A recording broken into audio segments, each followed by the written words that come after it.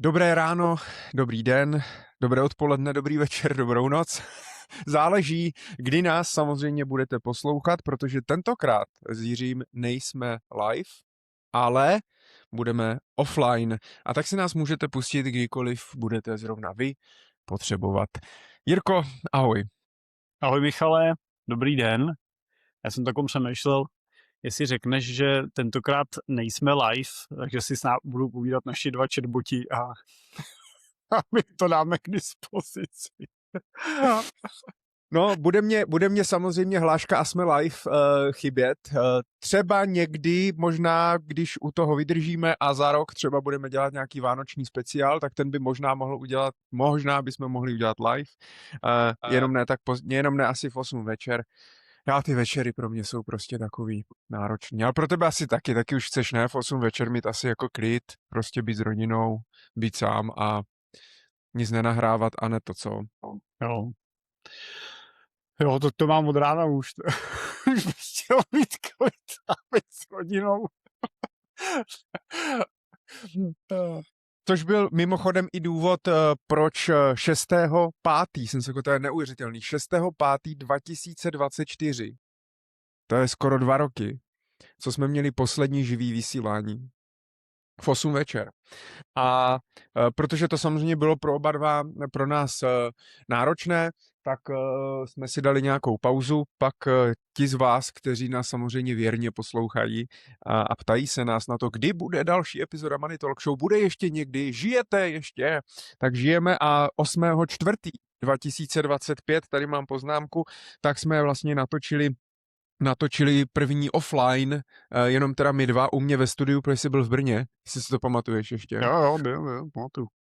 Takže to si můžete najít, to jsme si tak jako povídali a dneska natáčíme, prozradím, ono to samozřejmě u každého z nás půjde trošku v jiný den, podle toho, jak to vyjde do našich podcastů, ale dneska je 19. ledna 2026 a my jsme se rozhodli, že zkusíme se vrátit k Money Talk Show, jak jsem říkal, jenom ne live, ale takhle offline, že bychom každý měsíc, jednou měsíčně prostě nahráli nějakou epizodu společně zase Michal s Jirkou a uvidíme, jestli nás to bude zase bavit a hlavně, jestli vás to bude bavit, jestli jsme pořád vtipní a pořád jsme chytří a jsme ještě schopní vás něco naučit a nějak vás edukovat. A já už jsem zase ukecanej, tak řekni něco ty na začátek. Ne, já jsem chtěl říct, že to zkusíme s co největší mírou pravidelností. Aby jsme se tady úplně nezavázali, zase pak nám lidi nepsali, že už je to 32 dní a zatím stále nic nevyšlo. Ne, tak... Myslíš, že až tak by to někdo počítal? Nevím. Tak když posledně jsme měli několik nadšených fanoušků, kteří chodili i na ty livey pravidelně, to bylo hezký, tak určitě někdo se najde.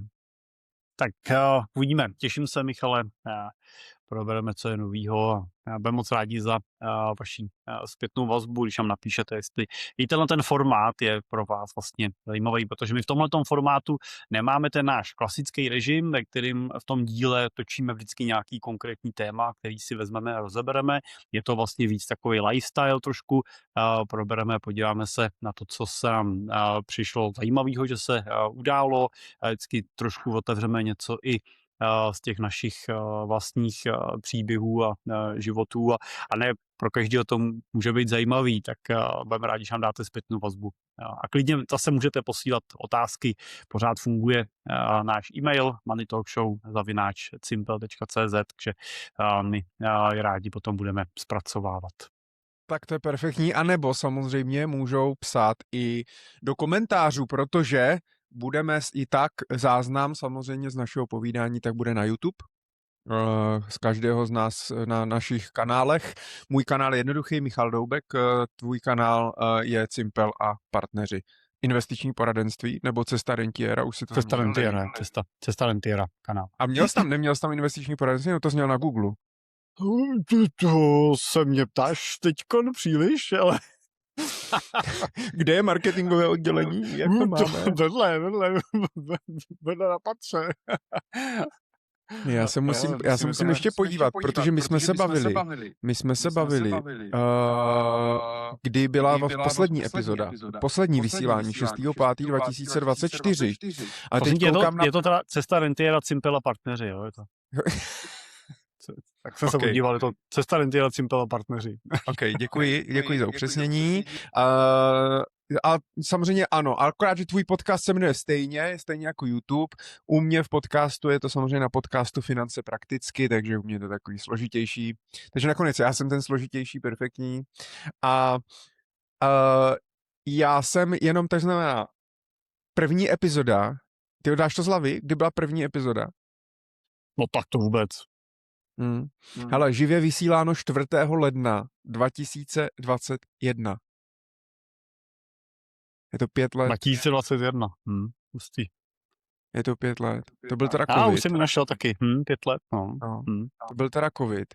Teďka vybíhají takový ty, nevím, jestli to na tebe taky třeba na Instagramu vyběhlo takový to video, že tam je nějaká scéna, jenom jakože Leonardo DiCaprio z nějakého filmu, jakože tak se zamyslel a jenom jakože, když si člověk uvědomí, že covid nebyl před 3 lety, ale začal před 7 lety. Jasně, 2019, sice na konci, takže je to trošku to, ale vlastně, že prosinec 2019 byl první v Číně výskyt covidu. A jak jsme na to vlastně zapomněli, že už něco takového bylo. Takže 5 let a já jsem tím chtěl jenom říct, že si mi totiž strašně chyběl. Tak já vysílám pravidelně podcast, ale 1-2krát týdně vychází, když tak můžeš si mě pouštět, ty bys si chtěl. Před spaním, víš, jako... Ale to já vím, ale to je jednosměrná komunikace, že jo, to si vlastně, já si s tebou chci povídat a já do toho mluvím, do toho podcastu a ty furt jedeš jenom to téma. Tam je pauza, to si pauzneš, něco si povídáš, pak to se pustíš. No, tak jsem se těšil, Michale, tak. To jsem rád, já už jsem myslel, že to neřekneš. Tak.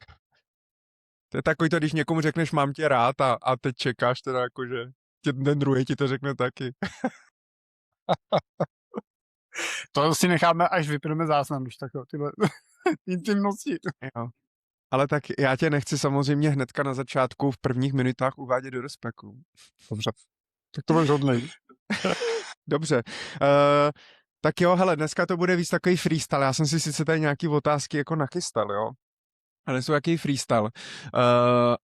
Já přemýšlím jenom, jestli jsme řekli všechno, ale asi jo. No tak najdou nás na YouTube, najdou nás na podcastu jednou měsíčně, pravděpodobně asi zase Money Talk Show. Dotazy nám můžou posílat jak na YouTube, tak samozřejmě na sociální sítě, na mail, který si řekl teda, to znamená moneytalkshow@cimpel.cz, to je celkem jednoduchý. A tak, no. Tak jdem na to, já přemýšlím, čím jako začít, jestli otázkou, jako kde jsou úrokový sazby. To už máme za sebou, ne? Tuhle éru úrokových sazeb České národní banky. Ale byla to taky zajímavá doba, kterou jsme si prostě prošli, že jo? Je to tak, ale to jsme probírali ten minulý rok, tak mě možná jenom řekni, tak jak se máš? Co nového u tebe? Já se mám dobře. No. Letos jsem si spočítal začátkem roku, že bych si rád vybral asi 12 týdnů dovolený. A tak jsem se nejdřív vyděsil a pak jsem se zase uklidnil. Jsem si říkal, tyjo, přece, já nevím, kolik to je, 23 let, možná 24 let jako nepodnikám proto, abych jako byl nejzaměstnanější člověk ve firmě, že jo, a to vlastně by bylo smutný, no, tak jsem si zase potom uklidnil a řekl si, tak vlastně dobrý. A tak se na ten letošek těším, no. 12 týdnů, proč zrovna 12 týdnů, jak jsi na to přišel? To nebylo takhle, to nebylo to číslo, to číslo bylo to, když jsem si sečet ten počet těch plánovaných týdnů, který tam mám. Ale tak já jsem si dělám to, že si na začátku roku do toho kalendáře rozepíšu ty akce, které víme, nebo jezdíme pravidelně, nebo děláme prostě pravidelně, do toho jsem si vypsal nějaký, co máme plánované, nějaký výlety a tak dále, pak máš nějaký s dětskama, nějaký prázdniny, prostě, který s nima chceš strávit.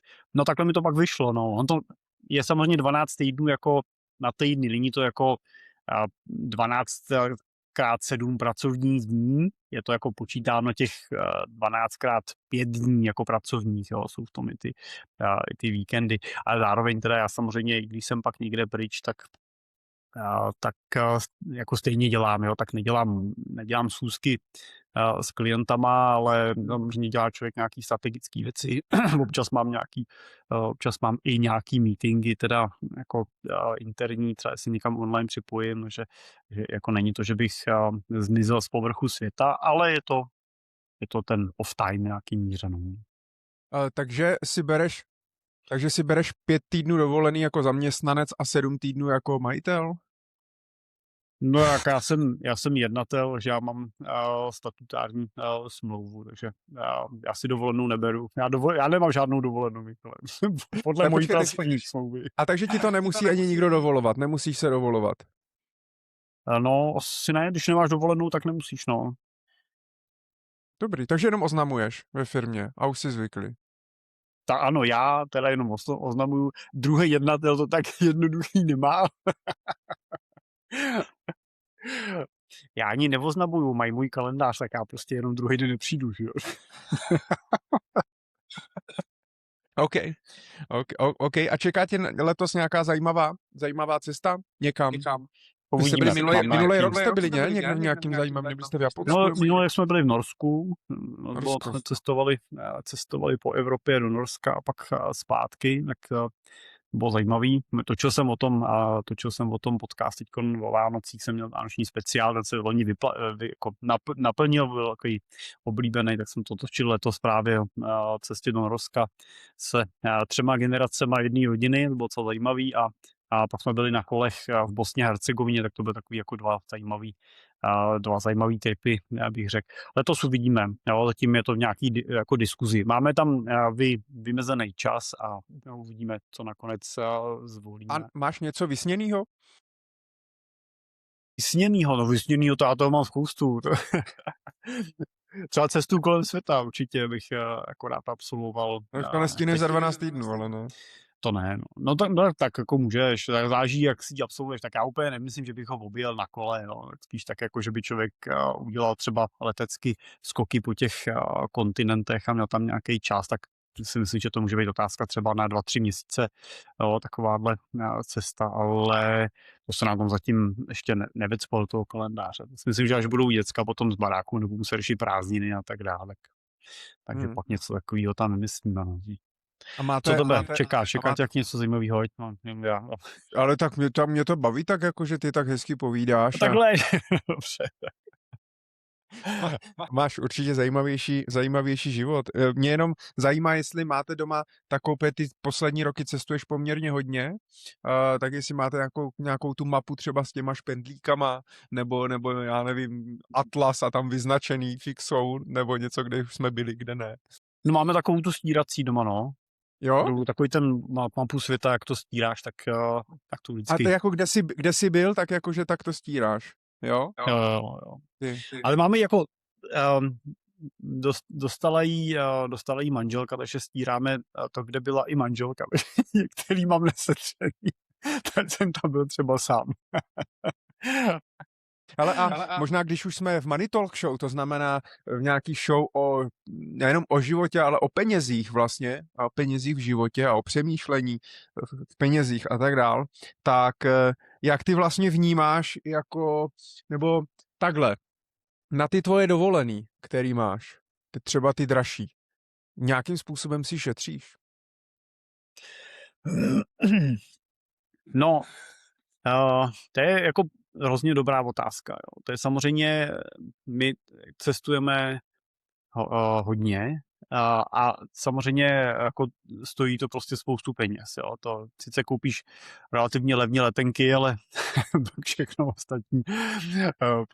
ostatní už zase jako pálíš, protože jako nechceš úplně, nebo takhle, já úplně nechci mít doma jako postavený a vybavený pěkný barák a pak prostě úplně na tu dovolenou s rodinou, jo, odjet někam, kde třeba strávíme měsíc a budeme jako šetřit úplně jako na tom, třeba na tom ubytování a budeš jako někde namačkaný, nacpaný a tak dál, v nějakém prostředí, který ti třeba hygienicky nevyhovuje a tak dál, takže to zase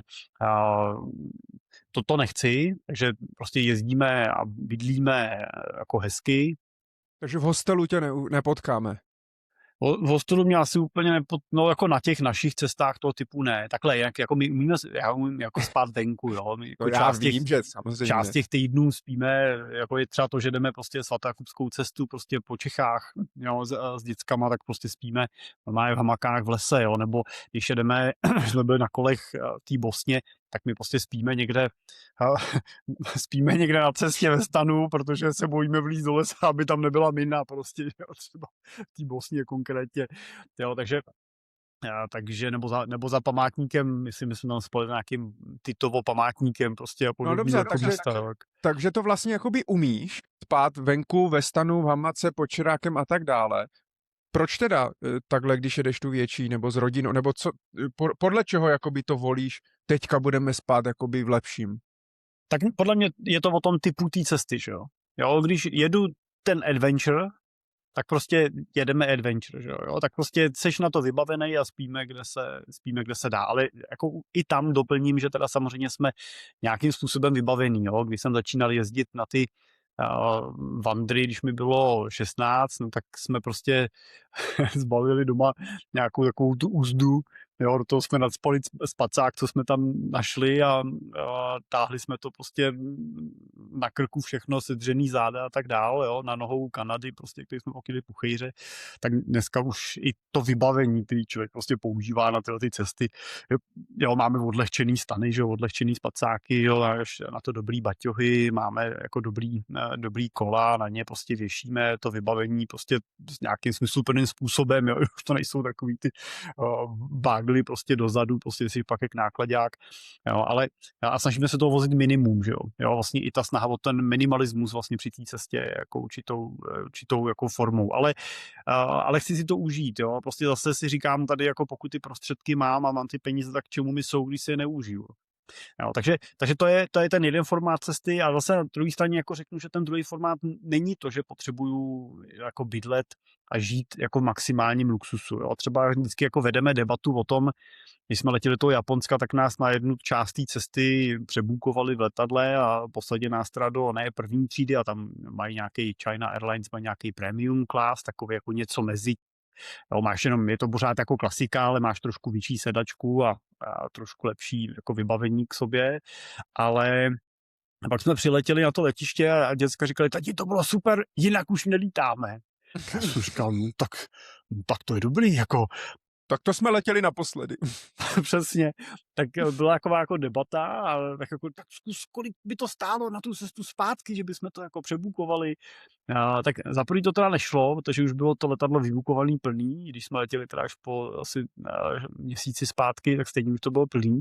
A za druhý teda jsem pak koukal, kolik to stojí a i do té premium ta letenka stála dvojnásobek a to nebyl jako zásadní rozdíl toho místa a do té první třídy to byl vícenásobek vlastně té letenky. Jo. A to třeba musím říct, že to mi je zatím jako líto za to dát, speciálně, když letíme 4 teda. Možná, kdybychom letěli jako ve 2, tak bych to tolik na to, ale v těch 4 by to teda... A tak můžeš jak sám doma, ne? Ti přece rodiče letěli jo, a děcka vzadu, to mi přijde taky blbý teda, no, jako když už tak, no, tak jako tohle třeba jako ne, zatím neříkám, že prostě si budeme o tom za 5 let, že to nebude jiný, ale zatím je mi to líto, protože vlastně mě pak ta letenka třeba, když jsem to počítal, tak třeba konkrétně toho Japonska, co jsme byli, tak by mě ta letenka stála to, co by mě stála celá ta dovolená. No, to jsem říkal, zatím mi to přijde takový já ani jako netrpím nějak jako v tom klasický turistický třídě, že bych jako tam měl nějaký jako tragický zážitek s tím, že bych tam jako trpěl, to jsem nikdy jako neměl. Takže mi to jako úplně žíly netrhá. A když někde bydlíme, tak je to spíš o tom, než že bych musel mít jako ultra luxus nějaký, tak spíš je to o tom, že se snažíme dopřát si některé věci, jako třeba to, že doma mají děti vlastní pokoj, jo, a my máme doma taky vlastní pokoj, že jo, když jako jdeme večer spát. No tak se snažím prostě spíš než hotel, jo, kde prostě většinou se mi nedaří úplně najít jako rodinný pokoj, že by jsme nebo nějaký apartmán, jo, tak většinou prostě pronajmeme nějaký byt nebo se prostě pronajme nějaký dům někde, jo, a můžeme žít v tomhletom stylu tak, jak jsme zvyklí. A když už bereš to, tak přemýšlíš, že si to teda má nějaký příslušenství, jo. Někdy v létě to chceš s bazénem, v zimě třeba se saunou, tak to jsou takové jako věci, které si k tomu vezmeš, jo. Takže na té rodinný dovolený úplně v hostelu spát nebudu, ale asi když bych šel Santiago Compostelu, že jo, no tak asi prostě klidně se sluchátkama na uších, teda někde jako přespím. Já si myslím, Ale že to je dobrý střídat. jo, tak to já do toho nikomu nemluvím, prostě ať si každý jako zajistí to ubytování tak, jak mu vyhovuje, dneska těch možností je tolik. Já teda doplním ještě i to, že my často jezdíme i mimo sezónu, jo, tak třeba zrovna, že jsou jarní prázdniny, tak já mám děcka každý v jiném kraji, takže máme dvoje jarní prázdniny. Jo, že jedni jedeme na lyže a druhý jako jedeme třeba někam po Evropě. No tak jsme byli ve Španělsku, nebo oni jsme byli v Londýně, jo, jsme byli v Itálii.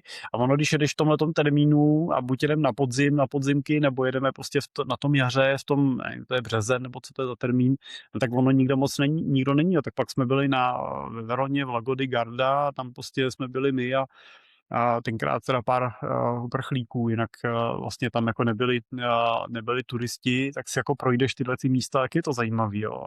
A samozřejmě i mimo sezóní tě to stojí jako výrazně míň, než když potom samozřejmě v plným, my jsme se zrovna včera o tom bavili se švagrem právě na oslavě narozenin, že platili si teďka dovolenou na Krétě jako letní, a říkal, protože on má jakoby povinnou dovolenou, mají prostě celozávodku v srpnu, takže letí někdy 9. srpna, jo, a dovolená, která stojí vlastně 200 000, tak kdyby letěli v polovině září, tak to bude klidně třeba za polovic, prostě, jo, takže je to mazec, když člověk jako může si nějakým způsobem ovlivnit jakoby ty termíny, ať už pracovně, nebo mu nevadí dát děcka ze školy třeba, a tak dál, no. Ale my jsme se trošku zakecali, protože ta původní otázka byla, jestli si teda na to šetříš. Ty jsi odpovídal, že jako... No, je to jako zajímavá otázka, jo, protože já si myslím, že nevím, jako ty dovolený, co máme, jsou relativně drahý, ale že bych na ně musel jako si odkládat peníze, víš, jako že bych si řekl, dobře, chceme vlétět nikam, bude to stát tolik a tak si budu každý měsíc prostě dávat stranou, jo, 30, 40, 50, tak takhle to úplně nemám. Já se vlastně snažím jako cestovat za peníze, který jako mám, jo, to znamená, ta dovolená, kterou máme, tak ty klasický, když jedeme prostě někam v průběhu roku, prostě jedeme nějaký Eurovíkend na lyže a podobně, tak se vlastně snažím, abych na něm měl jako z té výplaty, nebo z toho, co mi přichází, řekněme, jako v tom měsíci nebo 2 třeba, jo, že mi to přijde. A když pak jedeme jako letní, a jedeme třeba opravdu třeba na měsíc, tak stojí samozřejmě víc. Tak ale to řeším zase tím, že generuju zisk, že firma generuje nějaký cash flow prostě a vyplácím si jednou ročně nějaký peníze na zisku a tyhle větší zase si sahám do těch peněz, protože když by nebyl ten zisk, a to se samozřejmě snadno může stát, no tak prostě nepojedem. Tak nepojedete. Nebo pojedu do Chorvatska prostě s dětskama, prostě pojedeme prostě na 2 týdny do Chorvatska třeba, uděláme si po cestě někde zastávku, jo, v Rakousku nebo v Itálii, jo, v Slovinsku jsme byli. Počkej, takže teď jsem to pochopil, ty nevíš, proč vlastně teďka v lednu kam pojedete, protože ještě nevíš, kolik si vyplatíš. Na letošní, mám to většinou, takže tak tu mám jako nebo takhle, letos my jsme loni vypláceli trošku pozdějiš, takže to mi nevyšlo na tu letní, ta mi zůstala na letošní, když to řeknu. Takže letos už mám jako na ní ty peníze daný stranou. Nehledě na to, já většinou se snažím, když někam nejdu, ty letenky nakupuju dřív, že kupuju třeba v březnu a tak dále, že ten zisk toho daného roku, ten většinou vyplácíme až potom klasicky, že jo, po daňových závěrkách, že jo, někdy o prázdninách, takže ten je až po. Ale takhle se na to dívám a vlastně se vždycky dívám spíš na ten poměr. Jo. Já jako samozřejmě nikdy nechci utratit víc, než jsem vydělal. A speciálně za cestování, teda bych řekl, že to platí jako dvojnásob. Jo. Určitě nechci procestovat jako víc, než jsem v tom daném roce jako dokázal vydělat peněz, myšleno, než mi zbylo peněz. Takže vždycky se dívám na to, co mi jako reálně zbylo.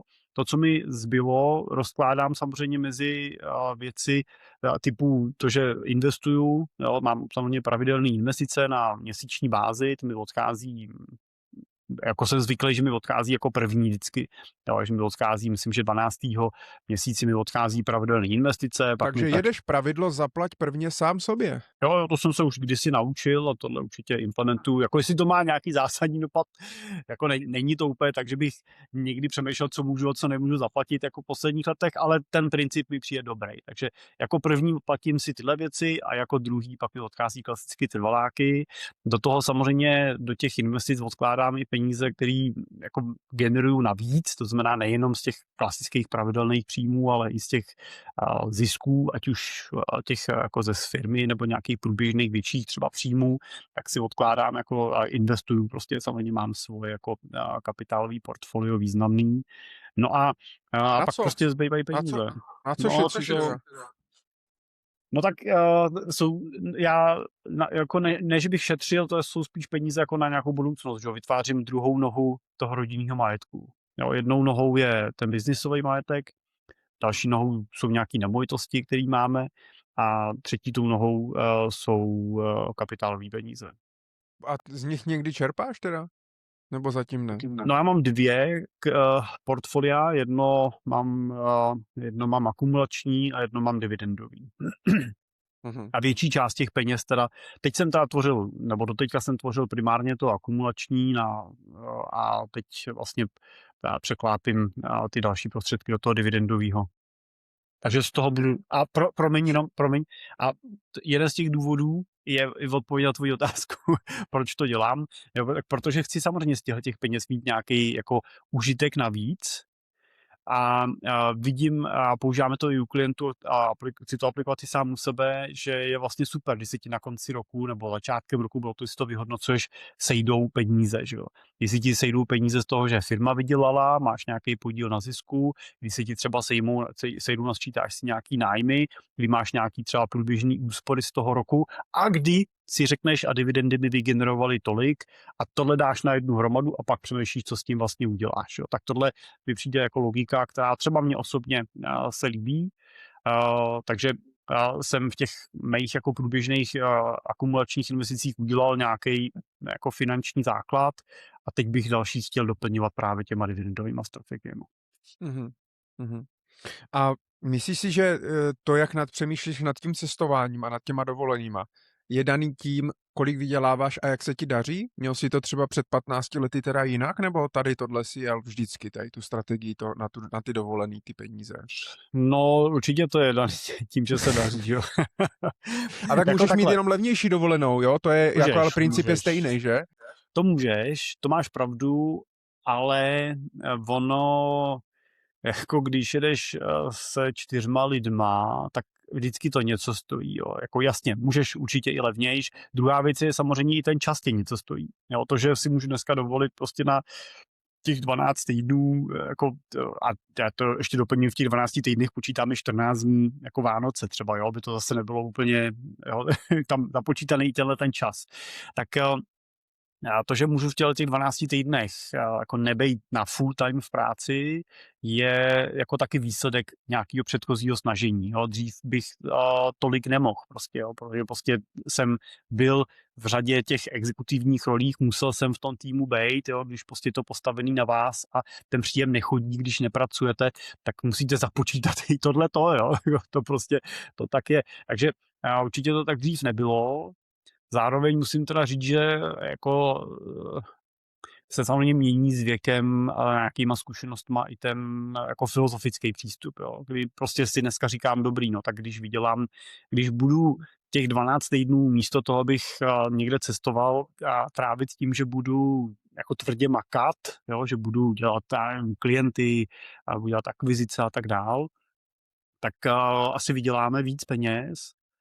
Ale já mám jako ten luxus dneska, jestli můžu pokládat tu otázku, jestli mě prostě 1-2 miliony navíc prostě udělají jako šťastnější, než si mě udělá šťastnější prostě jako 12 týdnů, který strávím s rodinou a s dětma na jako sbírání zážitků a životních zkušeností, prostě, jo, který to cestování mi přináší.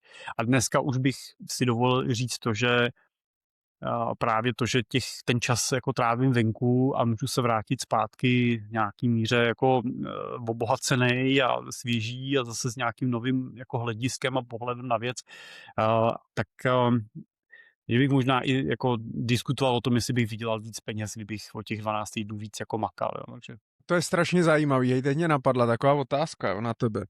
A se budu dneska asi jenom ptát tebe. Ale ty si říkal, že kdybych těch 12 týdnů pracoval a nebyl na té dovolený, tak bych vydělal třeba o 1 milion, o 2. Vím, že to byl, jo, obrazně řečeno, ale vydělal bych o 1 milion, o 2, jakoby víc.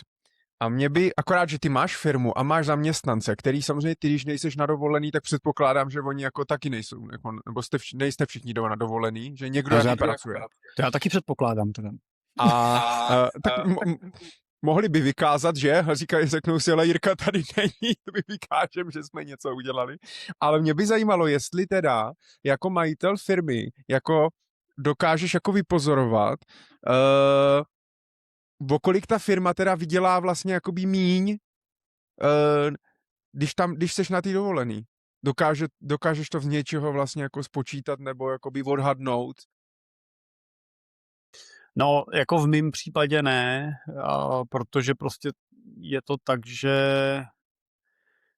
já se snažím vlastně nebejt jako v těch výkonných funkcích, jo, nebejt v těch operativních funkcích. Jo. Snažím se být tím, kdo je tím founderem, snažím se být tím, kdo jako přináší ty nové výzvy pro ten tým, kdo přináší ty challenge nějaký jako nový do toho, co děláme a kam směřujeme. Snažím se být tím, kdo rozvíjí a přináší nové služby, které klientům přinášíme a ty nějakým způsobem jako frontuju. A pak se snažím být tím, kdo to zase předává dál, si dává to do toho systému a může se dívat zase na další třeba služby a další výzvy, které můžeme přinášet. A jsem ten, kdo dělá akvizici jako klientskou. Ale samozřejmě nejsem jediný, kdo dělá tu klientskou akvizici. Když tady třeba měsíc nejsem, tak prostě mě nikdo, tak to dělá prostě Dan třeba za mě, nějaký úvodní schůzky a tak dál. Takže já to nedokážu úplně jako empiricky říct, že bych dokázal jako vidět, hele, obrat máme takovej, já odjedu, udělá tohle, jo, a pak přijedu a se udělá tohle, jo, tak to se nám úplně neděje, je to samozřejmě i typem toho biznisu, který máme, který je jako kontinuální, kdy jsme z většiny placený prostě z těch aktiv, který máme v mandátu a z performance, který ty aktiva generujou, který úplně nejsou závislí na tom, jestli já jsem anebo nejsem přímo v práci. Takže dalo by se říct, že vlastně krátkodobě to vliv nemá, když nejseš v práci nebo seš na dovolený, ale samozřejmě, kdybys byl na dovolený rok, tak už vlastně jakoby ta firma se teoreticky může dostat do nějakého mírného chaosu nebo prostě do něčeho, že jakože třeba možná ztratí nějak směr nebo se nebude třeba rozvíjet a za 3, za 4 roky. Já bych to řekl spíš jako, že to, když nejsem v práci, tak nenese úplně ten přímý náklad toho, že by nám ten obrat jako klesnul, jo. Ale nese to ty takzvané náklady ušlý příležitosti. Jo, to je jako To je jedna z věcí, které jsem si odnesl kdysi z předmětu mikroekonomie. A to je samozřejmě to, když prostě nejsem v té práci a nepracuju teda na tom, kam se budeme posouvat dál, tak se to samozřejmě nebo tak se to děje do nějaký jiný míry, než kdybych to dělal já. Jo. Tak to bych řekl, že by se mohlo, jako, že by to mohlo ovlivnit. Jo. To, kde budeme třeba za rok, 2, 3, než úplně to, kde jsme teď, nebo kde budeme za 2 měsíce. Jo, jo. Zajímavý. No tak to bychom měli cestování. Tak ti budu přát, aby ti to teda letos vyšlo. Pokud se budeme pravidelně potkávat každý měsíc, jednou měsíčně, tak budeme sledovat vlastně tvoji cestu nejenom rentiera, ale i cestovatele. Cesta cestovatele, cesta dobrodruha Jiřího. Ale já možná bych k tomu jenom doplnil, že jako já se na to vždycky koukám a říkám si pak na konci roku, je možný, že jsme utratili jako tolik peněz za cestování.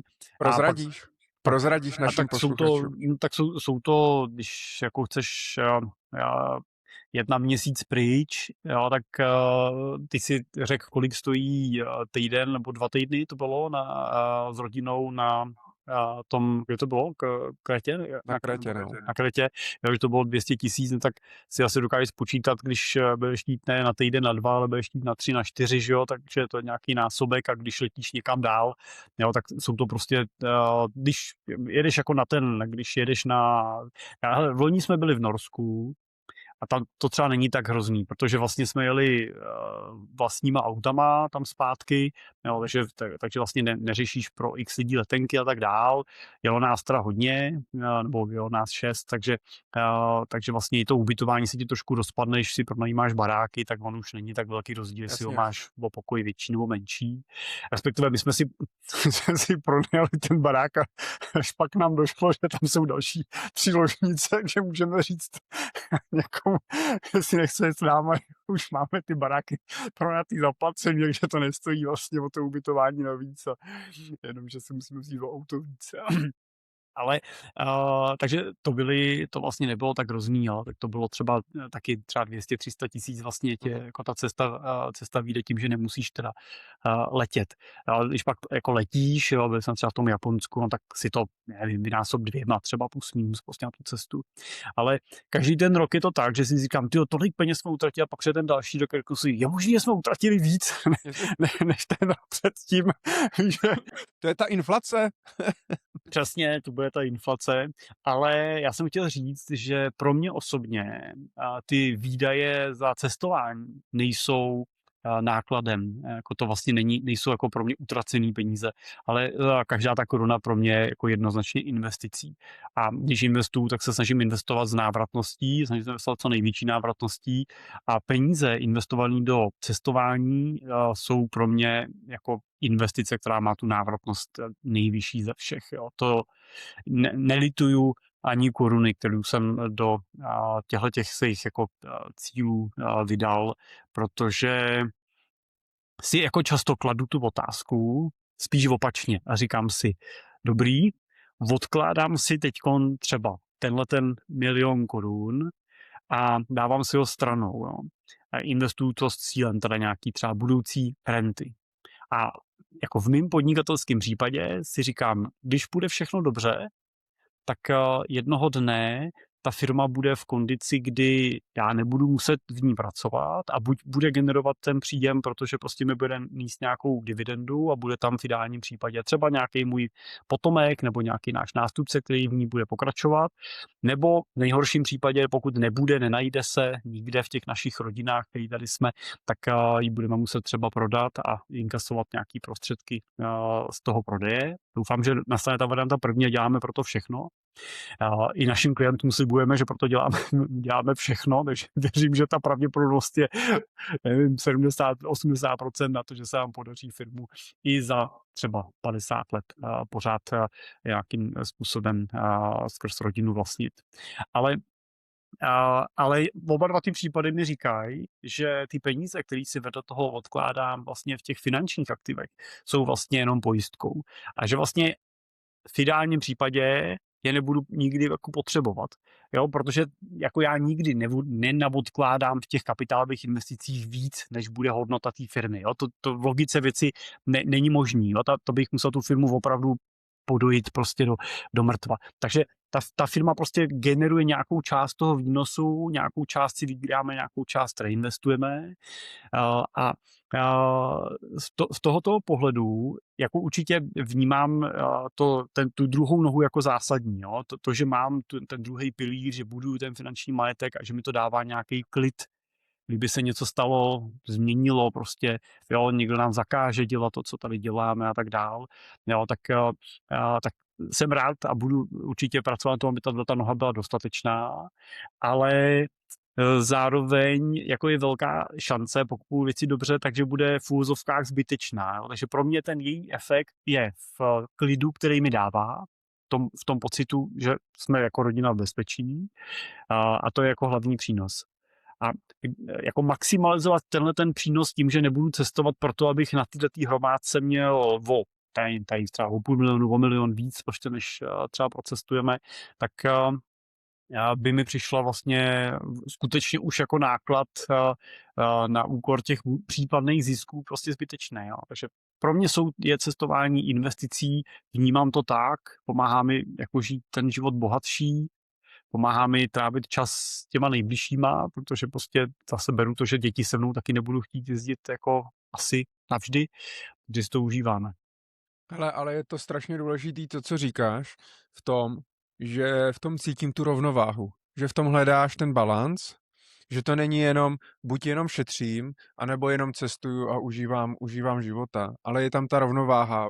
Je super, že jsi mluvil o té pojistce, o nějaký rezervě, o nějaký bezpečný noze prostě toho majetku a té rodiny, a vyrovnáváš vlastně to přesně jako žiju tady a teď a to si chci užít, protože na co já budu čekat, že si někdy něco v budoucnu, já si myslím, že lidi nejenom o penězích, ale na všechno se strašně vlastně jakoby čeká, a až bude nejlepší, až bude slunko, až budu starší, až budu větší, až budu hubenější, že? Furt se jenom čeká a utíká nám ten život v té přítomnosti, ale zároveň myslím i na nějakou trošku budoucnost, beru si prostě rezervu, protože jsem zažil spoustu příběhů, kdy prostě všichni, to tak je to cestování, bych řekl, že potom se časem, když člověk tak si koupí všechno, má to vlastní bydlení, to auto a ty děcka na školách, všechno má už si nekoupí 6. televizi a tak dál, tak prostě to cestování bývá nejčastější investice, kterou ti lidi udělají. A říkají, všichni se shodnou, že to je nejlepší investice v životě, ale nesmí být jediná. Protože zažil jsem, kdy prostě v 60 se všechno posralo, ti lidi neměli tu pojistku vlastně v nějakých investicích nebo v nějaký rezervě a ty vzpomínky jsou strašně pěkný, ale nájem nebo chleba vám prostě nezaplatí. Jo, to je pak i leda, že bys šel někam jakoby do besedního domu a vyprávěl si o tom cestování. Za vstupný, pak jo. Hele, ale já možná k tomu doplním teda ale i trošku jako technicky jenom, že je to třeba, u mě to bude někde na úrovni třeba půl na půl. Jo. Když vezmu příjem, který mám a mám nějaký příjem a ten potřebuji, na to bych pokrýval měsíční prostě náklady, jo, na provoz, na domácnost, na cestování, nebo ne na cestování, ale na cesty do práce, na jídlo a tak dále, jo. Tak když vlastně sečteš všechny tyhle ty průběžný běžný výdaje v tom roce, který mám a odečtu je od toho příjmu, tak ten zbytek, který mi teda zůstává, tak nemám to úplně takhle empiricky, ale plus minus to vychází půl na půl. Jo, já vlastně půlku vezmu a tu odkládám. To jsou peníze, které prostě investuju normálně do cenných papírů. A tu druhou půlku potom, tak tu vlastně v úvozovkách investuju teda do těch věcí. A těma věcma pro mě jsou věci spojené s cestováním anebo s nějakým trošku jako řekněme jako životním komfortem ve smyslu věcí toho, že si třeba je investuju do některých, které mi třeba doma pomůžou jako přinést nějakou míru třeba pohodlí. Jo, doděláš si nějaký věci prostě na baráku a tak dále, který by si chtěl, nebo si pořídíš, nevím, dražší auto, protože to chtěl a tak dále. Tak vlastně tyhle tohle jsou pro mě tyhle investice, ale chtěl jsem doplnit, že to třeba je ta půlka, bych řekl, plus minus jako z toho, co vydělám. Tu druhou se snažím zachovat právě jako pojistku na tu budoucnost. Ale teď mě napadá, ty jsi říkal, že zatím ještě dát třeba tolik peněz za první třídu, která by tě stála tolik jako třeba celá dovolená, takže to je ti třeba líto. A je to daný tím, kolik vyděláváš, anebo nějakým mindsetem a postojem vlastně k tomu, že i kdybys na to jako v pohodě měl, tak bys to třeba nedal. Kde to je? Jak to je? Je to rozhodně daný tím, kolik vydělávám. Rozhodně. Jo, myslím si, že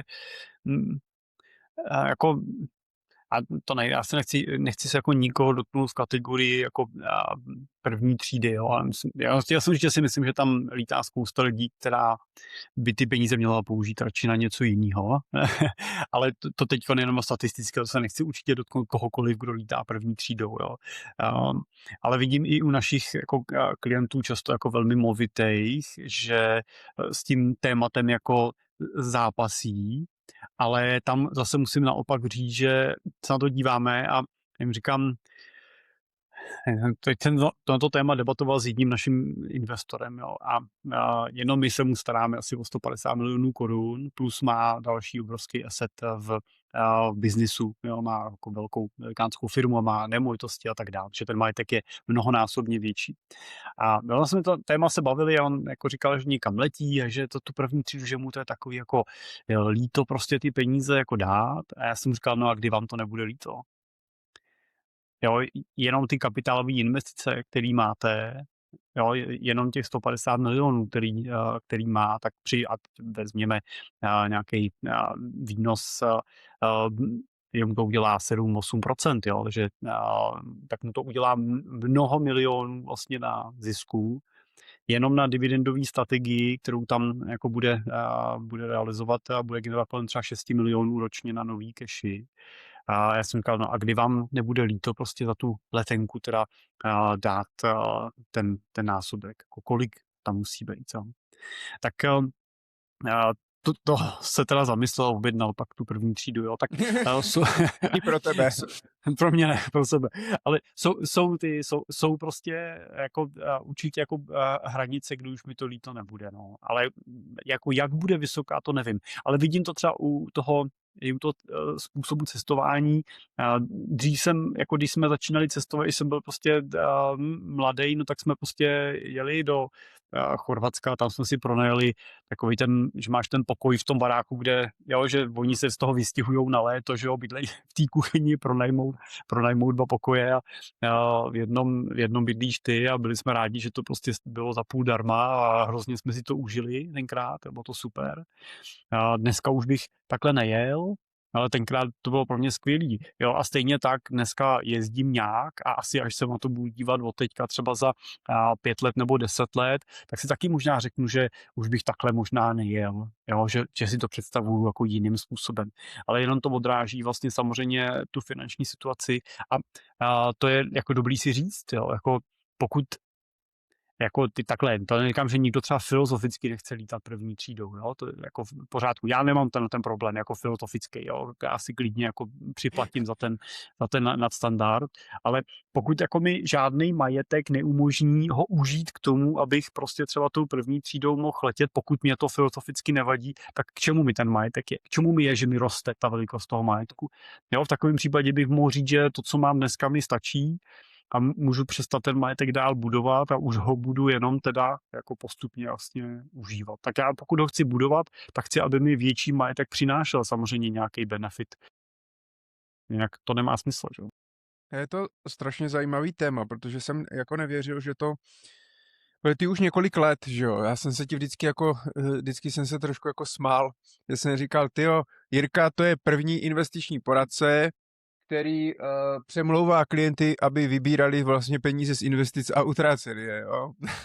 Zatímco ostatní rejzujou ten kapitál, prostě aby teda měli se o co spravovat a měli z toho fíčko. A já jsem teďka poprvé jsem o tom vlastně diskutoval s klienty, nahrával jsem na to i podcast a že a to nejsou žádní jako 100 milionáři, jo, to je jako když někdo má prostě 500 milionů, tak je trošku v uvozovkách si říkáš, tyjo, tak to je jasný, že jako můžeš si trošku ty prachy užít v pohodě, nedojdou ti, jo. Lidi, kteří mají menší peníze, tak samozřejmě jako chápu, že to je i třeba z obavy nějakého strachu a podobně, ale řešil jsem teď s klienty taky a mají nějaký našetřený, já nevím, třeba 4-5 milionů korun, což není ani nijak jakože moc, ale ani nijak málo, úplně bohatě to stačí a oni ještě jsou ta generace, oba dva zaměstnanci, takže mají jakoby super důchod, oba dva. A oni vlastně z důchodu pokryjou svůj život. To, co potřebujou, jo? A jsou s tím úplně v klidu. A ty peníze vlastně, které našetřili, tak v podstatě nepotřebují, mají jako tu pojistku nějakou. Ale já jsem říkal, no jo, ale když jakože mně přijde třeba ta pojistka jako zbytečně veliká, že nepotřebujete jakoby tolik. A říkám, když z toho budete vybírat jenom třeba čistý zisk, i kdyby jsme z toho vybírali prostě 4-5% ročně, jo, tak pořád z toho můžete třeba 200 000, 150 až 200 000 ročně jakoby vybrat třeba na lepší cestování nebo prostě na něco extra, cokoliv si vymyslíte, jo. A pořád vám ty peníze vlastně teoreticky vám ani nemusí vlastně nikdy ubít. A ještě si můžete za 5 let si můžete koupit poslední auto a tak dále. Teď jsem mi to jako nějak znázornil. Oni na to koukali, ale bylo zajímavé, já jsem se jí totiž položil jsem jim otázku, kdybych vám teď dal 1 milion korun a vy ho můžete bez výčitek utratit. Za co byste ho utratili? A teď jsem je nechal, jsem jako ticho. A teď ten manžel, že, samozřejmě. Tak naproti je hospoda, tak to by pila celá vesnice. Manželka samozřejmě, no, ty máš zase nápady, že? A já říkám, dobrý, ale zkuste se fakt jako zamyslet, jako co by tak jako to. A on říká, tak já, tak a ona jaká, a tak nějaký lázně, to by bylo fajn. A on jako, ježiš, lázně, no to je, no. A říkám, a tak zkuste, tak co by tak jako, že můžete to za co chcete utratit? A on, jak to by šlo i třeba jako, nevím, 2 měsíce v Austrálii třeba, že? A já říkám, a vy chcete do Austrálie? A tak jakože ne, ale tak řekl jste, že to mám utratit, že jo? Tak, a říkám, ale tak co byste, tak je něco, co byste přece, že jo? Tak nechcete jenom sedět doma, nebo prostě chcete něco. A pak říká, jo, a tak 3 měsíce takhle cestovat do Řecka, ty jsi chtěla projet tu Itálii, přece to by bylo hezké. A teď začali třeba po 10 minutách až, začali jako nad tím, tak jakože přemýšlet, začali vyplavávat jakoby co by vlastně chtěli. Já říkám, dobrý, super, tak to ukončíme, jak pojedete domů, tak pokračujte v tomto cvičení, pobavte se o tom prostě v autě a doma a nebudu vám ten milion posílat já přímo, ale vy ho máte v tom majetku a můžete ho využít a nemusíte mít z toho trách. A pak jsem si vzpomněl na tebe a říkám, tyjo, to jsem nevěřil, že budu někdy přemlouvat jakoby klienty, že mají vlastně, nebo že můžou si utratit vlastně nějaký peníze a užít si ten život, protože zrovna teda oni byli v tom důchodovém věku, jo. Jinak samozřejmě na to člověk bude nahlížet, když je mu 30, 40 nebo 60, ale kdy jindy, protože vidím to i na svých rodičích, jak to fakt prostě po té 60 vlastně jakoby letí dolů nějaká energie, nějaká zdatnost fyzická, psychická a tak dál. A má člověk těch 10-15 let, kdy si fakt může jakoby pořížit, užít prostě co chce, jak chce, kde chce a užít si to, když člověk jako našetřil. Tak ty se s tím potkáváš, ne? Taky. Michale, ještě důležitý, jedna věc je, jako, že ty klienty inspiruješ k tomu, aby ty peníze z toho vybírali, aby je užívali. Jo? To je určitě jako super důležitý. Ale druhý ten pohled na věc je to, že přesně jak to řekl, když ti je potom 65, tak a to není ani tak, že bychom, a určitě bych nechtěl, aby nám z toho vyznělo, že to stáří je něco jako smutného nebo špatného.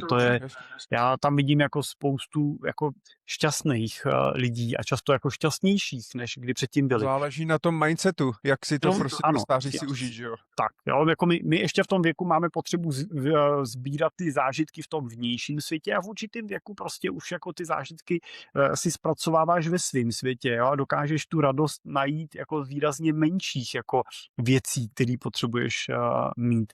A přitom být úplně šťastný. Stejně jako dneska jsem šťastný, když prostě nikam cestuju a kodrcám se tím letadlem prostě v té turistické třídě, tak stejně tak v nějaký fázi života jsi šťastný z toho, že prostě sedíš doma na zahradě a díváš se, jak ti prostě roste zelenina v záhonku a jdeš se psem na procházku do lesa prostě za barák a je to co vlastně si přál a přijdou odpoledne vnoučata a ty si s nima můžeš pohrát a pobavit a tohle to tě dělá šťastným. Takže stáří určitě je jako velmi jako pozitivní období života, na který se rozhodně můžeme těšit, nebo nebát se toho, že to bude těžký a tak dále. To je stejně těžký jako v našich jako teďkon životech. Ale to, co je důležitý, je nezapomenout taky ten život žít i teďkon prostě. Jo. Když mi je těch 35, 40, 50, mám ten cíl toho, že bych chtěl přestat pracovat, třeba až mi bude 55, 60, 65 pro toho, jak na tom jsem finančně.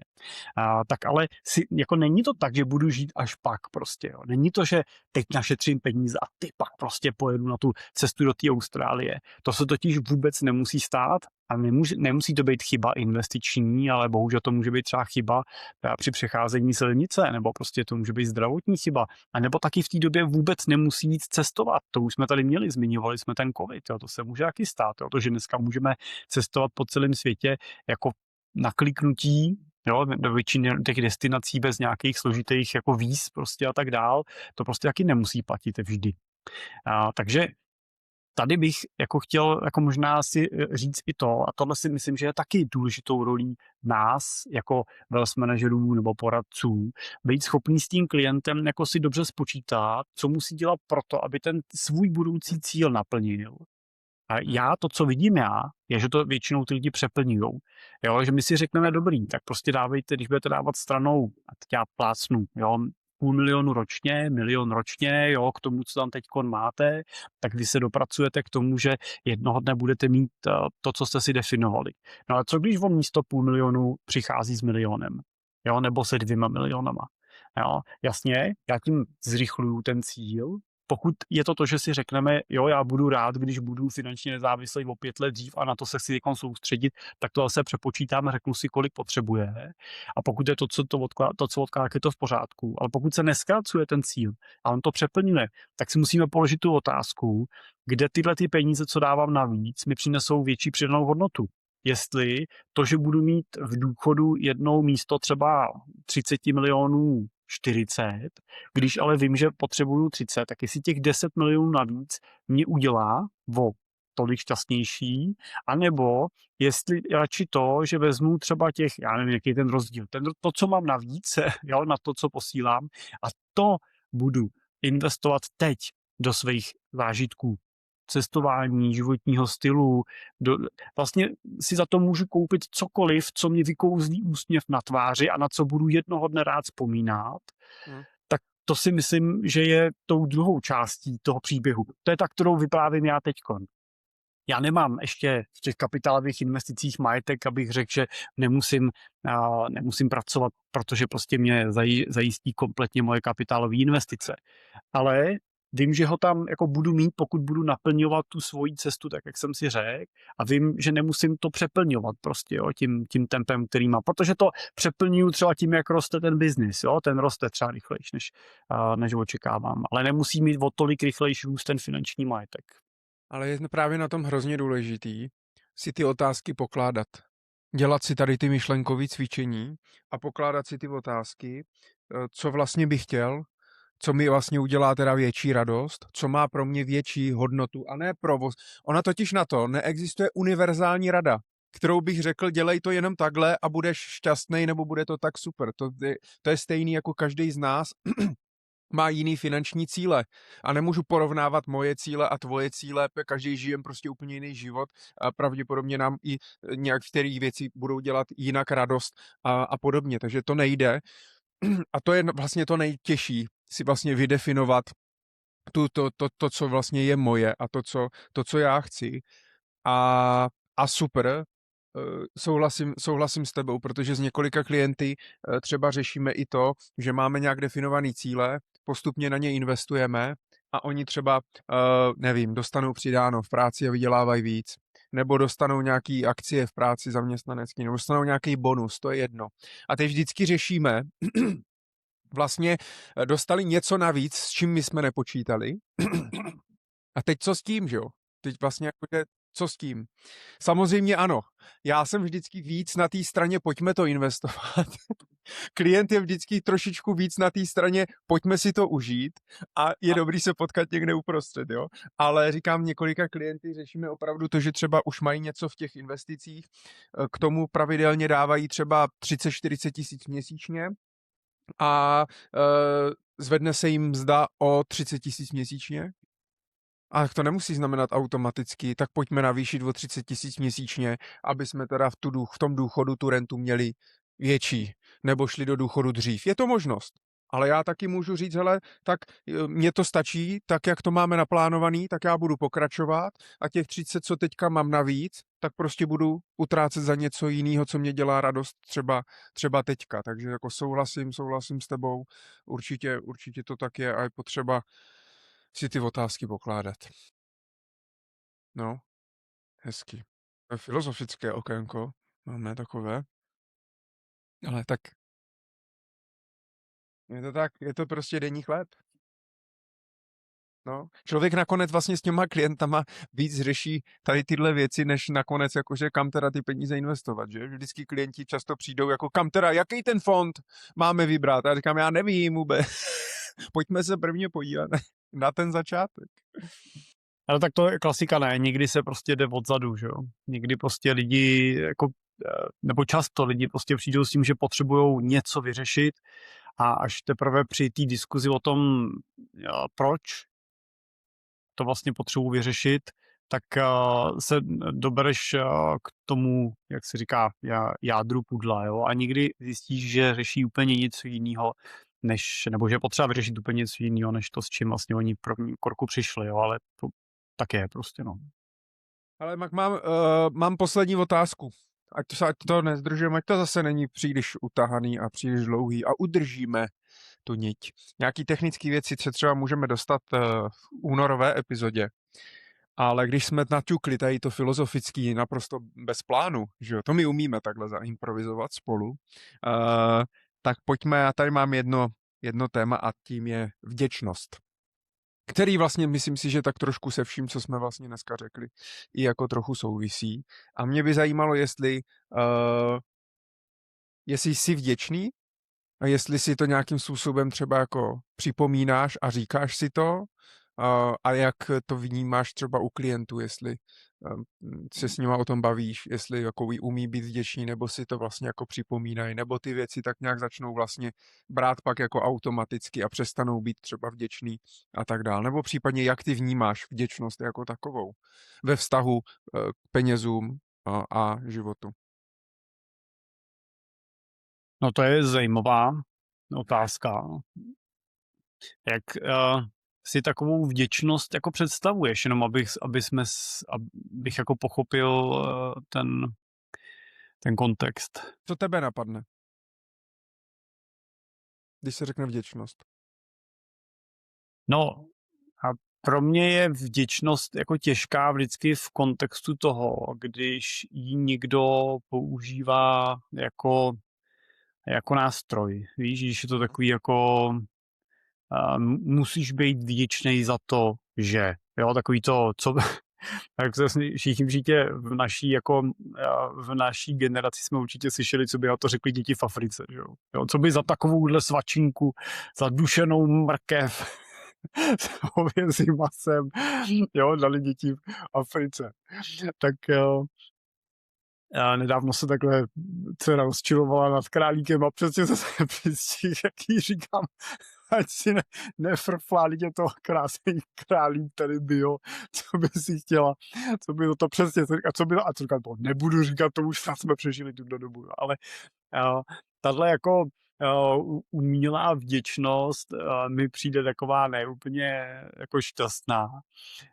Pak samozřejmě někdy vnímám, že se to používá jako takovej jako až jako EZO nástroj, ne? Myslím, že to nepřijde, jo? Takový jako a já to nechci schodit, jo, ale je to čistě jako můj pohled na věc. Takový to jako večer si jdi lehnout a řekni si prostě 10 věcí, za který si jako ten den byl vděčnej. Jo, tak jako fajn, ale těch pouček, a teď nemusí být jenom z vděčností, jo, těch jako afirmací a jako zaručených návodů na úspěch, jako jsem za svý jako dráhy ještě jako v tom mým předchozím jako biznise, kdy jsme dělali klasický prodej, prostě viděl spoustu, protože tam jako mám vždycky pocit, že musíš nebo že jsou do nějaký míry trošku ty obchodáci jako manipulovaný a motivovaný, aby jako vůbec jako dokázali přežít to, že každý den někdo prostě posílá jako opakovaně do háje, tak furt vymýšlíš nějaký motivační berličky na to, jak toho člověka jako profesně udržet při životě ještě o týden díl, aby i ten druhý týden byl ochotný sednout telefonu a někde na studeném volání prostě se snaží přesvědčovat někoho o tom, že i když nevidí, že má nějaký problém, tak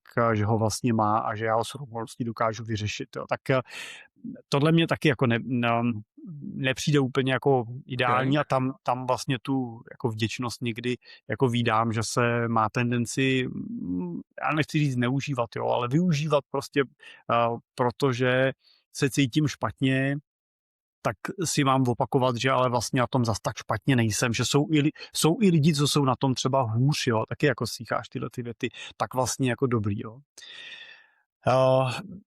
Já jsem... Takže vděčnost ve svém slovníku vůbec nemáš. No, jakože bych ti řekl, že si každý den zvědomím těch 5 věcí, za který jsem jako vděčný, jako vědomí. Víš, bych si to měl takový seznam, každý večer si to očkrtávám. Každý večer ne, ale občas? No, já takhle, jako já osobně vděčnost samozřejmě jako vnímám a cítím, jo. A v mnoha ohledech žiju, ale nevím, jestli to náhodou není potom trošku jako s pokorou, ne? Víš, jako, že mám jako pocit, že si řekneme, a co si myslíš o pokoře? A já ti tady řeknu, víš, pokora je důležitá prostě pro život, jo, prostě musíme být pokorní a musíme být vděční. No a vždycky mám pocit, že jakmile tohle začne někdo vyprávět a nebo ještě jako navíc to psát na sociální sítě, tak... Máš už to takhle jako negativně, jo, spojený jako... To je zajímavý. No, já si myslím, že když žiješ jako život v pokoře, tak to přece stačí, když ho žiješ, ne? Že to nemusíš říkat, jo? Nemusíš všem kolem říkat, já jsem kluci pokornej, jo? No to jasně. Jako mi to pak přijde trošku, jako když někdo ti musí říkat, že je bohatý, že jo? Já jsem bohatý, víš, pojď Michal, víš, já jsem, jo, taky jako bych, upřímně, jsem to jako mnohokrát viděl a já jako vídám ty příběhy a většina bohatých lidí jako nechce, aby všichni kolem věděli, že jsou bohatí. Jo? A pak se snaží ten jako vnější jako vliv, pohled toho světa na jejich bohatství minimalizovat. Jo? Tak vždycky ten, kdo jako není bohatý, tak se samozřejmě snaží tak jako vypadat, ale tak jenom podobně možná s tou pokorou, podobně možná s tou vděčností. Jo? Kdybych jako měl k tématu vděčnosti říct, tak já si třeba vděčnost jako připomínám samozřejmě každý den, ale bohužel takovým spíš možná trošku negativním způsobem. Jo. A je to formát toho, když ráno scházím u nás ze schodů, tak dneska, když jsme byli o víkendu lyžovat a včera jsme byli v bazénu a hodně jsme toho víkendu nachodil, tak jsem jako scházel z těch schodů a dost jsem se belhal, jo. Bylo to taky, až jako jednu chvíli jsem šel jedna nožka dopředu, druhá k ní, pak zase jedna nožka dopředu, druhá k ní. A takhle jako jdu z těch schodů a říkám si, ať to stojí se za hovno, to stávání prostě se mě bolej nohy a to. Ale musím říct, že než sejdu dolů, tak mi to dojde a tam už docházím do si, ne, střídej ty nožky, levou, pravou, jo, a sejdu pak už normálně. A po té cestě mi to dojde a říkám si, že vlastně jsem fakt rád za to, že můžu jít, že můžu z těch schodů sejít. A je to jako čistě můj osobní jako příběh, protože prostě jsem před, to už dneska bude kolik, 18 plus minus let, tak jsem tenkrát měl prostě úraz, po kterým jsem prostě nechodil. A vůbec jako nebylo jasný, že budu moc chodit. A to, že dneska chodím, a to, že mě to dneska jako někdy bolí, většinou vím naštěstí i proč mě to bolí, protože jsem to někde přetáhl prostě a tak dál, tak jako je něco, co mi pomáhá. Tohle vnímám třeba u sebe jako důležitý, jestli mi povedlo v jedné fázi jako mýho života překlenout, protože jsem po tom úrazu to neměl vždycky takhle. A tady třeba vnímám tu vděčnost jako důležitou, protože v jednu fázi mýho života po tom úrazu, nebo respektive těch pár let po tom úrazu, jsem na tom byl jako špatně psychicky. Já jsem jako opravdu prostě propadal do takových jako sebe litujících se jako proroctví prostě typu, že já už prostě nebudu hod, nikdy neuběhnu tohle a už nebudu moc tohle a už nebudu moc tam to a bude to jenom horší. Já jsem vždycky, jsem přišel k doktorovi, k ortopedovi, tak mi to vždycky zrentgenoval a říkal, ježišmarja, no to má, no to už lepší nebude. To, já jsem říkal, tak jsem tam přestal chodit, prostě já si radši ortopedický vložky platím jako za plnou cenu, prostě než abych jako šel k ortopedovi a on mi vysvětloval prostě tyhle ty jako chytrý řeči, jo, to mě to prostě nepomáhá. Tak tohle ve mně třeba jako vyvolává vděčnost. Jako určitě jsem jako vděčný za to, že je moje rodina ochotná jako se mnou bejt přes všechny moje jako negativní vlastnosti. Tak víš, jak se to říká, jsem vděčný svojí ženě, ne, že mě miluje proto, jaký jsem, ale přesto, jaký jsem. Přesně. Přesně. A že se mě samozřejmě snaží předělat, ale takovým citlivým způsobem a nenápadným, ani bych si toho na první pohled všimnul. Jo, počkej, takže už je to u vás, to, co jsem si vzpomněl na ten vtip, jak ta manželka, jak jsou na návštěvě s manželem a říká manželovi, prosím tě, vem si mikinu. A manžel se na ní tak podívá a říká, a je mi zima, nebo jdeme domů? Tak tam nejste ještě, jo? A tak já myslím, že jako všichni chlapi jsme někde trochu pod pantoflem a že kdo má doma krk, je jasný, že kdo kroutí tím krkem, tou hlavou, ne, se říká, tak je taky jasný. A to teda musím říct, že platí nejen u nás, ale to vidím jako napříč, že často, když jako pracuji s klientama, tak ty chlapy mají jako hodně jasno v tom, co se má dít po technické stránce, ale pak jako často potřebujeme, aby přišla ta ženská a doplnila nám to i po té jako emoční stránce, proč je to důležité, jak se na to díváme z pohledu dětí, jak to chceme uvažovat mezigeneračně a tak dále, že ta jejich role je jako velmi důležitá. Takže to jsem jenom chtěl říct, jo, že jako je mnoho věcí, za který tu vděčnost jako sám cítím, ale spíš bych jako řekl, že asi jí tak jako přirozeně žiju, že to, a určitě to není tak, že bych někde v nějaký fázi života asi dočet v knížce, že prostě musím být vděčný, jak jsem začal být vděčný, ale myslím si, že v mém případě to bylo tak, že mi ten život jako často ale takhle, já jsem třeba vděčný za to, jaký biznis dneska máme, jaký tým máme a jakou firmu můžu jako vlastnit a rozvíjet. Za to jsem jako rozhodně vděčný. A důvod ale, proč to tak je protože už mi ten život předtím jako několikrát nafackoval, jo? Než jsem se dopracoval k téhle firmě, tak jsem měl 2 firmy, které po té cestě prostě se nedožily toho jako dnešního dne a tak jsem rád, že ten třetí pokus, že teda vypadá, že se podařilo, že teda už to bude, doufám, že to bude ten finální, se kterým už jako spokojeně dožiju ten život. A stejně tak to, že chodím, za to prožívám tu vděčnost, protože jsem prostě zažil to, že prostě jako jsem chodit nemusel.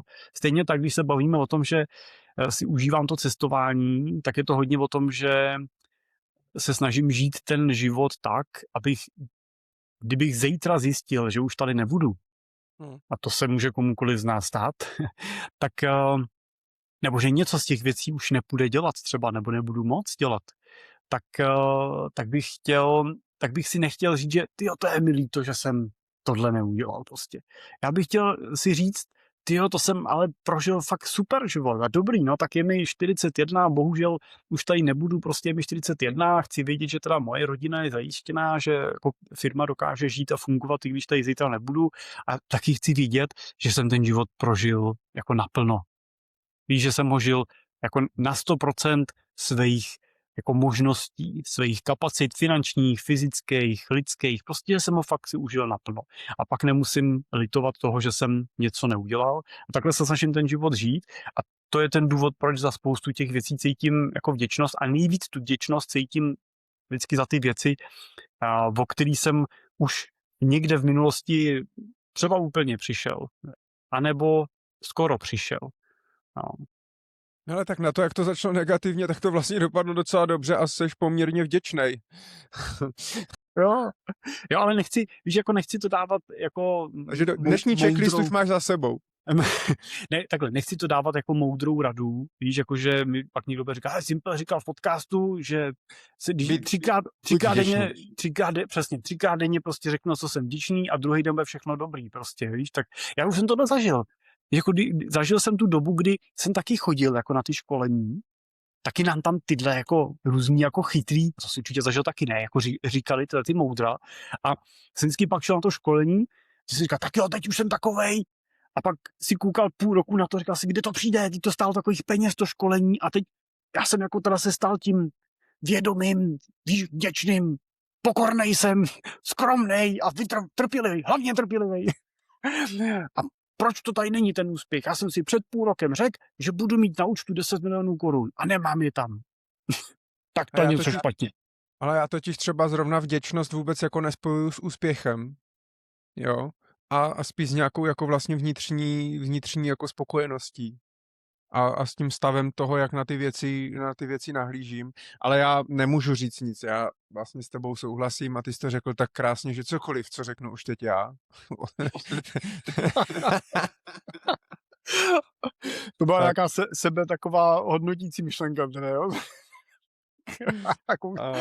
Ne, já jsem rád, že nakonec, a přesně že nakonec opravdu vlastně řekl, za co jsi vděčnej a proč a vysvětlil si to a to je to vlastně, proč jsem se na to ptal a myslím si, že je dobrý si ty věci občas vlastně jakoby zvědomovat a připomínat si to, protože mně přijde, že hodně na to zapomínáme a spoustu lidí kolem mě je totiž potom kvůli tomu, že to nedělá, tak jsou nespokojení, protože cítí neustále ten tlak, porovnávání prostě s tou společností a sociální sítě a co ještě máme a nemáme a kolik bychom měli mít a kde bychom měli být a tak dál. A vlastně jako posouvá se nám nějaká hranice toho vnímání, co je pro nás jako vlastně dobrý, co nám vlastně dělá radost a hodně lidí jsou pak nespokojených. Přitom vlastně, kdyby si jako zvědomili, že jsou vděční, kde jsou a kde byli a co zažili, že to není automatika, kde teďka jsem a že to není málo. Jenom taky často pak je to takový to i sebemrškactví, jo, a fakt takže tohle asi spoustu s tou vděčností tady tyhle věci si jako zvědomovat. Nemusím to nikde hlásně troubit. Samozřejmě. Ale to musím teda říct, že si teď podle mě dobře trefil jako hřebíček na hlavičku. To bylo důležité, co si řekl, že ta doba, ve které žijeme, nás pořád jako vystavuje novým a novým výzvám. A vlastně v principu ten svět je postavený na růstu. A růst je většinou spojený s nějakou jako nespokojeností. Jsem teď s něčím současným nespokojený a chtěl bych to mít jako větší, že jo? Tak vlastně na tom pracuju a dosáhnu toho, nastane takový ten efekt říká se tomu, že hedonická adaptace, jo? Chceš si koupit drahý auto, tak na ní makáš, koupíš si ho, jsi šťastnej a za 2 měsíce jo, šťastný zouváš se do toho a podobně, aby prostě si to tam nepošlapal ty měkký koberečky, nebo nevím, co si skoupil za auto, že jo, a za 2 měsíce prostě takhle to nastupuješ, otřeš si tu nohu o ten prach a ještě práskneš těma dveřma a jdeš do práce jako s tím předchozím, protože si na to prostě zvykneš. A říkáš si, a až budu mít ale takovýhle auto, tak to bude teprve ono, jo. A tohle jako platí obrovsky a tam bych řekl, že největší jako riziko nechytit se do této pasti. To není o tom, že nechceš být větší, že nechceš mít víc, ale užít si to, co teďkon máš. Užít si ty svoje současné možnosti, užít si tu přítomnost a to je možná i to, se vracíme zpátky na začátek, to, o čem jsme mluvili, jo, nepřemýšlet jenom o tom, že jednou budu mít nějaký majetek a až ho budu mít, tak si budu plnit svoje cíle. Ne, plňte si ty cíle teď, žijte svůj život teď a jestli si máte vybrat, jestli jako budete žít jednou nebo teď, tak já bych si vždycky bych vybral přednostně radši to teď, protože to teď ti nikdo nevezme. Tu budoucnost, ta je ve hvězdách a bohužel ne vždycky můžeme ovlivnit sami. Já to nechám tak doznít. A tím to končí náš návrat na scénu. Lednová epizoda naší Money Talk Show po 2 letech, no po roce, pokud budu brát z toho minulého roku. Návrat Money Talk Show, vaší oblíbené show s Michalem Doubkem a Jiřím Cimplem o penězích a o životě. Doufám, že je oblíbené. 100%. A já jsem maximálně vděčný za to, že s tebou tady můžu být. Dík, já taky. Jirko, Tak ať se ti daří a budu se těšit příště. díky Michale a díky vám všem za pozornost a budeme moc rádi, když nám napíšete zpětnou vazbu, jestli má pro vás ten typ povídání smysl a klidně, když nám napíšete, jaký témata třeba byste rádi, bychom otevřeli, tak můžete na ten e-mail nebo do komentářů. Díky. Taky díky, ať se daří. Mějte se.